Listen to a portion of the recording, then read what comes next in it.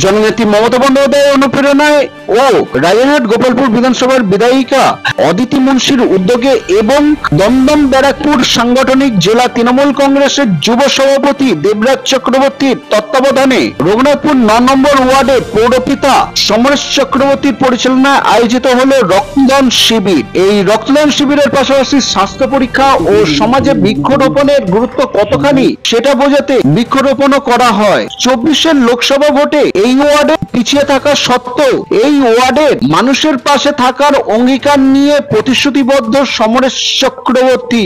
রাস্তা নির্মাণের কাজ, ডেঙ্গু এড়াতে ওয়ার্ডের মানুষের জন্য করেছেন কভার ড্রেনের ব্যবস্থা, খেলার মাঠের জন্য করেছেন ফ্ল্যাড লাইটের ব্যবস্থা, এছাড়াও নানাবিধ কাজের সাথে সর্বদা যুক্ত থাকেন উনি। এই বিষয় নিয়ে কি বলছেন 9 নম্বর ওয়ার্ডের পৌর প্রতিনিধি সমরেশ চক্রবর্তী শুনে নেব। নজর রাখুন এবং দেখতে থাকুন বাংলা নিউজ টিভি কলকাতার রিপোর্টস।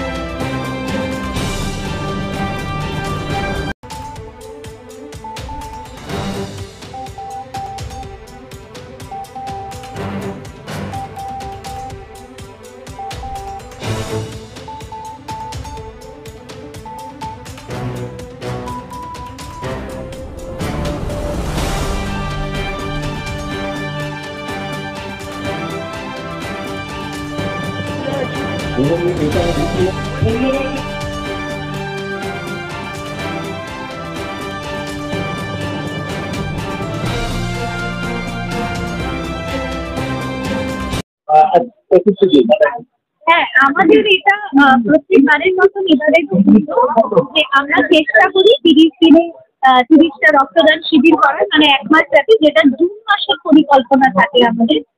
কিন্তু এবারে এবছর ইলেকশনের জন্য আমরা সেটা করতে পারিনি।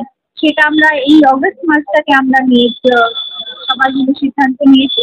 তো এই অগস্ট মাস ব্যাপী আমরা পুরো 1 মাস ধরে আমরা রক্তদান শিবির করি এবং আজকে তার চতুর্থ দিন।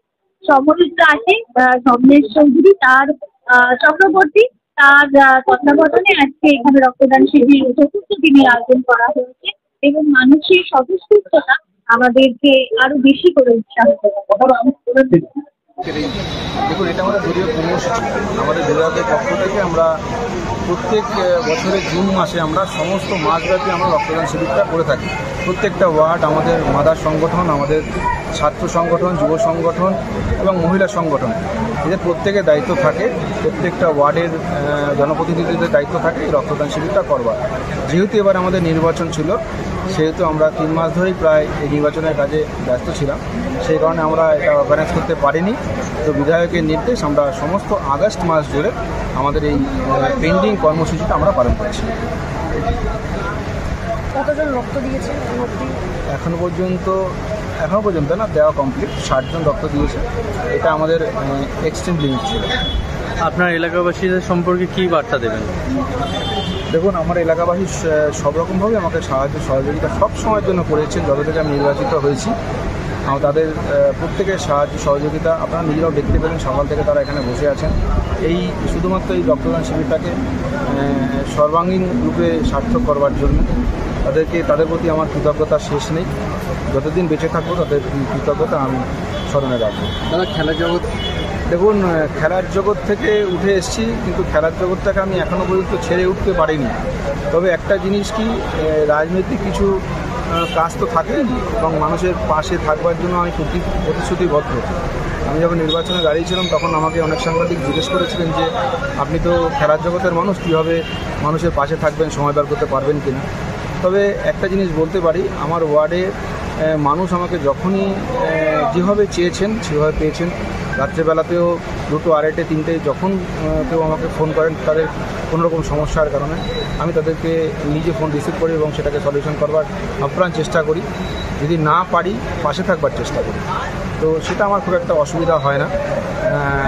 আমার ছোটোবেলা থেকেই আমার মানুষের জন্য কাজ করার একটা চেষ্টা সারা জীবন ধরেই ছিল। তবে এখন মমতা বন্দ্যোপাধ্যায় এবং আমার বিধায়ক অদিতি মুন্সির যে আমাকে এখানে দাঁড় করিয়েছেন আর কি, আমাকে প্রতিনিধিত্ব করিয়েছেন 9 নম্বর ওয়ার্ডের পক্ষ থেকে।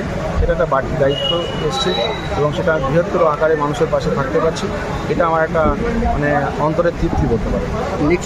নেক্সট কর্মসূচি বলতে আমার এখন অনেক কিছু কাজ বাকি রয়ে গেছে। প্রায় ধরুন 70-75% কাজ আমার রাস্তা, কংক্রিট রাস্তা আমার হয়ে গেছে, কভার ড্রেন হয়ে গেছে। এখানে ডেঙ্গুর একটা প্রভাব এখানে আছে, আপনারা জেনে থাকবেন। তো সেটাকে অ্যাভয়েড করবার জন্য আমরা কভার ড্রেনের ব্যবস্থা করছি। এবং আমাদের এই এলাকাটা না অত্যন্ত পুরনো এরিয়া, তো একটু পিছিয়ে পড়া অঞ্চল। এই অঞ্চলে না অনেক সময় অনেক রাস্তা আছে যে রাস্তায় এটা পঞ্চায়েত ছিল, সেই সময় কিছু বাড়ি তৈরি হয়েছে, রাস্তা তখন সরু ছিল। সেটাকে তো প্রসারিত করবার কোনো স্কোপ এই মুহূর্তে আমাদের নেই। উপায় একমাত্র কভার ড্রেন করে দেওয়া, যার ওপর দিয়ে গাড়ি যেতে পারবে। একটা অ্যাটলিস্ট একটা অ্যাম্বুলেন্স আমাদের ন্যূনতম চাহিদা, যে মানুষের প্রত্যেকটা মানুষের বাড়ির সামনে যেন অ্যাম্বুলেন্সটা আমরা পৌঁছে দিতে পারি। এটা আমাদের মানে প্রথম প্রায়োরিটি। মাঠে ফ্লাড লাইট লাগানোর বলে আমার পড়াশোনা আর এই মাঠে আমার খেলাধুলা। তো ছোটোবেলা থেকে এই মাঠের প্রতি আমার একটা অন্যরকম টান আছে। আমার যদিও এটা আমার নিজের ক্লাবের মাঠ নয়, এটা আমার পার্শ্ববর্তী ক্লাবের মাঠ। তো এই ক্লাবেই আমি বেশি সময় ধরে এই মাঠে আমি প্র্যাকটিস করেছি, এই ক্লাবে মাঠে আমি খেলেছি। তো এই মাঠটার প্রতি আমার একটা আলাদা একটা সেন্টিমেন্ট আছে, এটা অস্বীকার করার কোনো জায়গা নেই।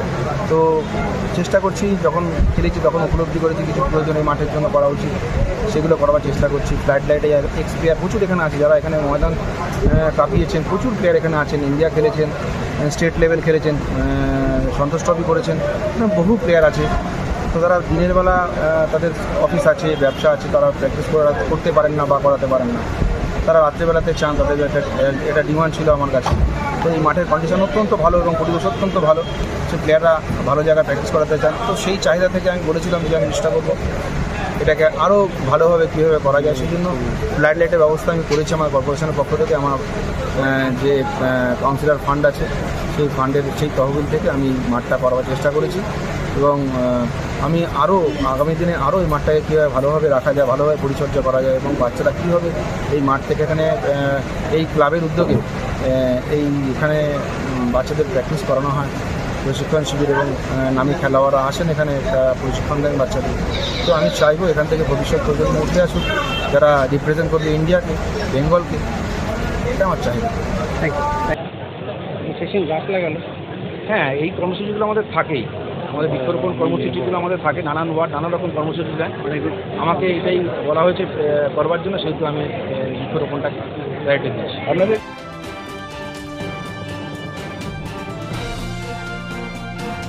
আপনারা এতক্ষণ দেখছিলেন Bangla news TV Kolkata report.